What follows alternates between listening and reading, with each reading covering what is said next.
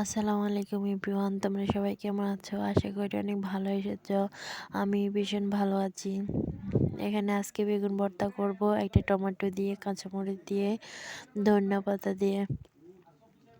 তো এগুলা দিয়ে ভালো করে মেখে নিখে নেব। তো আর কি তোমাদেরকে আজকে তো আমি ভর্তার রেসিপির কথা বলবো না। ভর্তার রেসিপি তোমরা দেখবে, ঠিক আছে, কিন্তু আমি মানে আমার জীবন কাহিনীর কিছুটা অংশ বলবো আর কি। তো আমার জীবন কাহিনীটা আমার প্রথমে আমার সন্তান থেকে এসব বড় সন্তানকে দিয়ে বলি।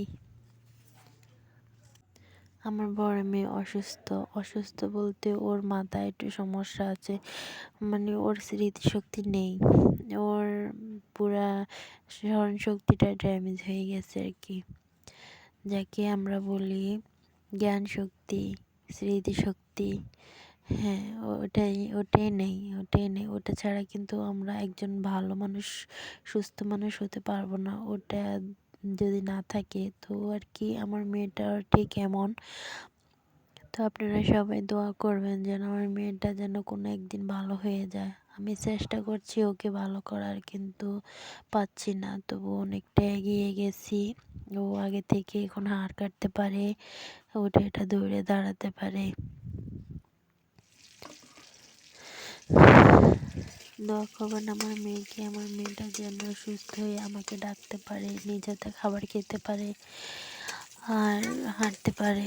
আমার মেয়েটার বয়স 9 বছর, হাঁটতে পারে না, কথা বলতে পারে না, কিছু করতে পারে না, কোনো কিছুই করতে পারে না। সারাক্ষণ শুধু নিজের হাত খায়। আমি ওকে বাঁধিয়ে রাখতে হয় আর কি, বাঁধিয়ে রাখতে হয়, নয়তো ছুটে চলে যায়। একবার এরকম ছুটে চলে যেয়ে পানিতেও পড়ে গেছে। তো আর কি আমার কিছু কষ্টের কথা তোমাদের সাথে শেয়ার করলাম। তোমরা যে মনে কিছু নিও না, অনেকে অনেক ধরনের মন্তব্য করে, তো মন্তব্য করো না প্লিজ, দয়া করে ভাই বোনেরা। যদি পারো তাহলে সুন্দর একটা কমেন্ট করে যেও।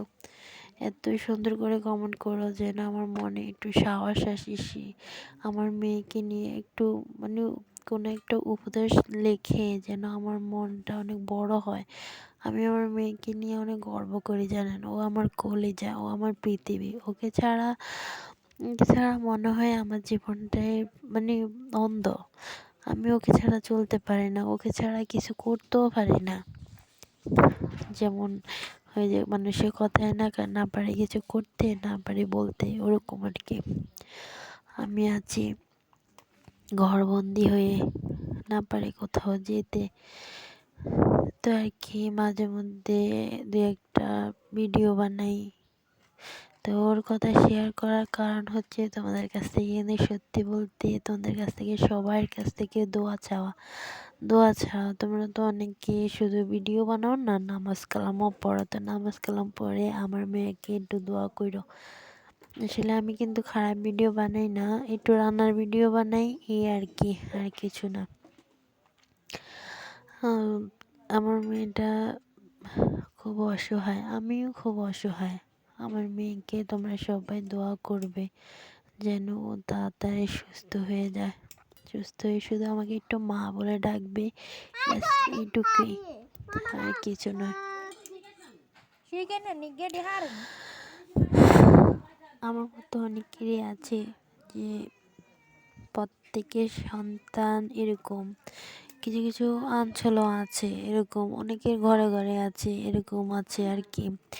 তো তারা তো কষ্ট করে পালে। মা যদি অন্য কাউকে বলা হতো তাহলে অন্য কেউ তার বাচ্চাকে পালন করতো না, তাই না? আমি আমার মেয়েকে ভীষণ ভালোবাসি। আমার দুইটা সন্তান, বড় মেয়ের নাম ফাতেমা, ছোট মেয়ের নাম হাবিবে ইসলাম। তো আমার দুইটা মেয়ে, ফাতেমার একটু সমস্যা আছে আর কি, যার দিয়ে আমার আইডির নাম ফাতেমা। ওকে সময় পেলে, সুযোগ পেলে তোমাদেরকে একবার দেখাবো নি ও কেমন। ওর বয়স 9 বছর, কিন্তু খুব ভালো লাগে ওকে দেখতে। তোমরা দেখলে খুব ভালো লাগবে। আমার মেয়ে কথা বলতে পারে না ঠিক আছে, কিন্তু ও করে অনেক সুন্দর করে হ্যাঁ গুণগান করতে পারে আর কি। তো ওকে দিয়ে একটা ভিডিও কোনো এক সময় বানাবো, তোমরা সবাই দেখবে। তো তোমাদের কাছ থেকে এ পর্যন্ত এইটুকুই চাই যে তোমরা সবাই আমার মেয়েকে দোয়া করো, ব্যাস আর কিচ্ছু নয়। প্লিজ পারলে দোয়া করে যেও। তো পর্যন্ত এখানেই শেষ করছি ভিডিওটা। আমার ভিডিওটা যদি ভালো লাগে তাহলে লাইক কমেন্ট শেয়ার করে দিও। তো আর কি, ভালো থেকো, সুস্থ থেকো, আল্লাহ হাফেজ।